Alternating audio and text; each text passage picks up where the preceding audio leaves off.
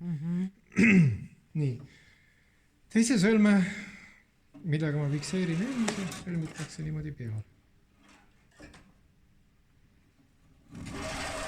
Ja siin tuleb jälgida, et see nöör jääks hästi siit kohast hästi pingule ja nööre sõlmaks hästi tugevasti kinni tõmmatud.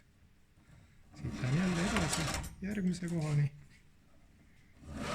Siit nagu läbi ja siis tõmban selle siit hästi pingule ja sõlme jälle jõuga kinni.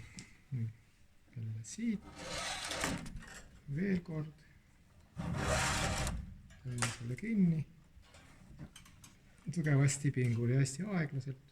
Selle nööri siit üle, ümber ääre ja siis kahe vahelt läbi. Tõmban sirgeks, nüüd tõmban pingule, hoian näpuga kinni, teise käega tõmban pingule. Ja kiiresti käib ta tegelikult suhteliselt ruttu selle.